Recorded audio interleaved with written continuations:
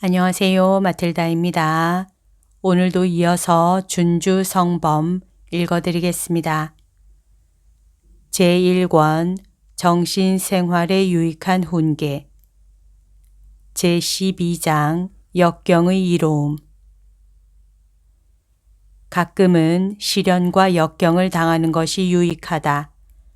우리가 당하는 시련과 역경은 우리가 귀양살이 중에 있다는 것과 세속 일에 희망을 두지 말아야 한다는 것을 잊지 않게 해주기 때문이다.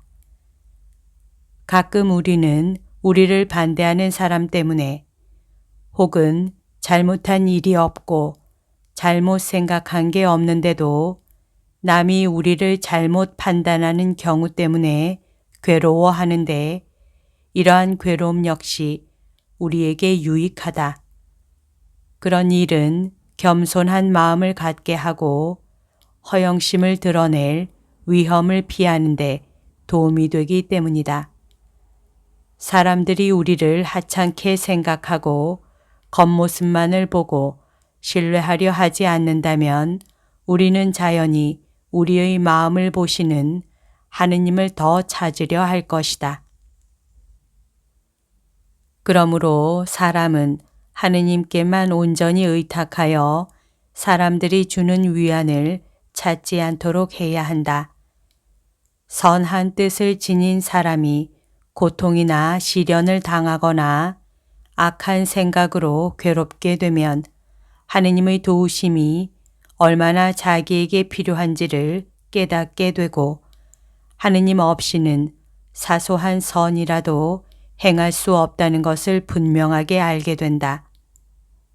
이러한 경우에 사람은 근심하여 슬피 울고 자기의 불쌍한 처지를 생각하며 기도하고 오래 살기보다는 차라리 죽을 때가 어서 와 그 괴로움에서 벗어나 그리스도와 함께 생활하기를 원한다. 그는 완전하고 충만한 평화와 안전을 이 세상에서는 찾을 수 없다는 것을 깨닫게 된다. 제13장 유혹의 맞섬 우리가 세상에 있는 동안에는 고통과 유혹으로부터 벗어날 수 없다. 욥기에도 인생은 땅 위에서 고역이요 라고 했다. 그러므로 누구든지 유혹으로부터 자신을 지켜야 한다. 그리고 우리를 속이려는 악마에게 기회를 주지 않도록 깨어 기도하며 살펴야 한다. 우리의 적대자 악마가 으르렁거리는 사자처럼 누구를 삼킬까 하고 찾아 돌아다니기 때문이다. 유혹을 한 번도 당하지 않을 만큼 거룩하고 완전한 사람은 없다. 유혹으로부터 완전히 자유로운 사람은 아무도 없다. 유혹이 비록 성가시고 심각한 것일지라도 유용할 때가 많은데 이는 우리가 유혹을 통해서 겸손해지고 정화되며 교훈을 얻을 수 있기 때문이다. 성인들은 모두 다 많은 유혹과 시련 중에 지냈으며 그런 가운데 진보했다. 그러나 유혹과 시련에 맞설 수 없었던 사람들은 타락하거나 떨어져 나갔다. 유혹과 시련이 없을 만큼 거룩한 수도회도 없고 그렇게 은밀한 곳도 없다. 사람이 세상에 사는 동안에는 유혹에서 결코 안전할 수 없는데 이는 유혹이 바로 우리 안에서 나오는 것이며 사람은 죄 중에 태어났기 때문이다. 하나의 유혹이나 시련이 지나가면 다른 유혹이나 시련이 또 온다. 우리는 원래의 은총 상태를 잃어버렸기 때문에 항상 고통받을 일이 있다. 많은 사람이 유혹에서 도망치려 하다가 더 깊이 빠져들기도 한다. 유혹은 피한다고 해서 간단하게 피해지는 것이 아니다. 우리는 오직 인내하고 참으로 겸손한 태도를 지님으로써 모든 원수들보다 더 강해질 수 있다. 유혹의 뿌리를 뽑지 않고 겉으로만 피하는 사람은 많은 진보를 보지 못할 것이다. 그뿐만 아니라 오래지 않아 피했던 유혹이 다시 돌아올 것인데 그 유혹은 그 전보다 더 강할 것이다. 너는 너 자신의 힘으로 번거롭고 부적절하며 모질게 유혹을 물리치는 것이 아니라 하느님의 도우심으로 천천히 조금씩 오랫동안 참아가면서 유혹을 이겨내야 한다.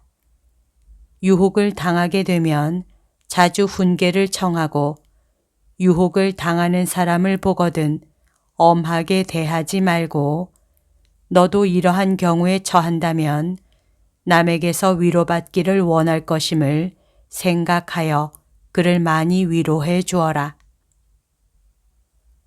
모든 유혹의 시초는 마음이 흔들리고 하느님께 그다지 큰 신뢰를 두지 않는 데 있다. 키가 없는 배가 물결을 따라 이리저리 흘러가듯이 사람도 마음이 약하여 자기가 정한 뜻을 버리면 여러 가지로 유혹을 받게 된다. 불은 쇠를 단련시켜주고 유혹은 의인을 강하게 한다.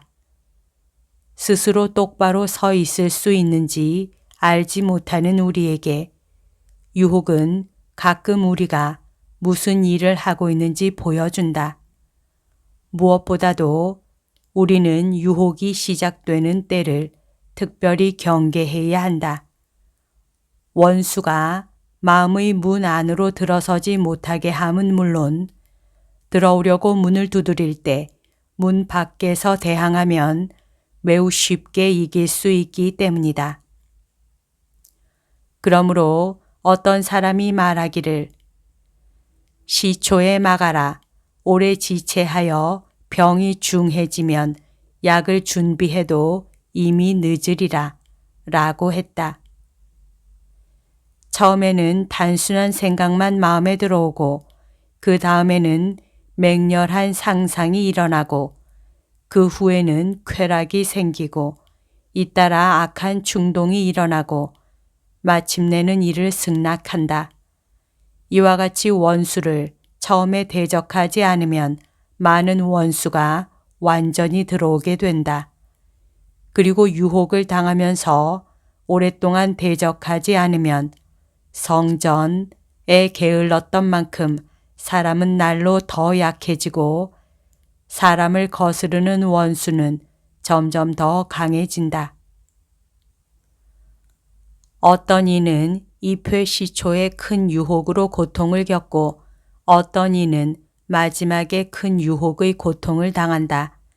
또 어떤 이는 거의 일평생 유혹 때문에 곤란을 당하고 어떤 이는 매우 가볍게 유혹의 고통을 당한다. 이는 사람마다의 지위와 공로를 헤아리시고 뽑힌 이들의 구원을 위하여 모든 것을 미리 섭리하신 하느님의 지혜와 정의에 따른 것이다. 그러므로 우리가 유혹을 겪을 때 실망할 것이 아니라 오히려 하느님께 더 열심히 기도해야 할 것이니 하느님은 우리가 곤란을 당할 때면 어느 때나 잘 도와주시며 또한 바오로 사도의 말씀대로 하느님께서는 우리에게 능력 이상으로 시련을 겪게 하지 않으시고 시련과 함께 그것을 벗어날 길도 마련해 주실 것이기 때문이다. 그러므로 우리는 유혹을 당할 때나 시련을 겪을 때 우리의 영혼을 항상 하느님의 손 아래로 낮추어야 할 것이다. 하느님은 마음으로 겸손한 이를 구하시고 들어 올리시기 때문이다.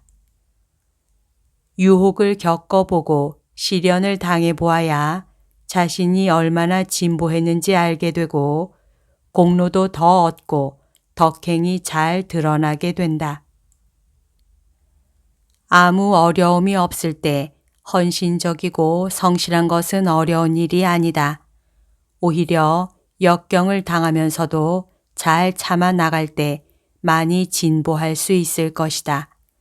어떤 사람은 큰 유혹에는 넘어가지 않으나 매일 작은 유혹에는 자주 넘어간다.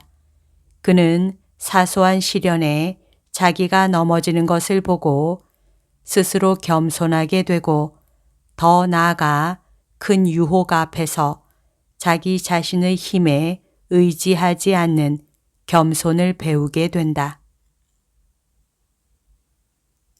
여기까지가 오늘 들려드릴 내용입니다. 오늘도 하느님의 뜻 안에서 서로 사랑하는 하루 보냅시다. 사랑합니다. 축복합니다.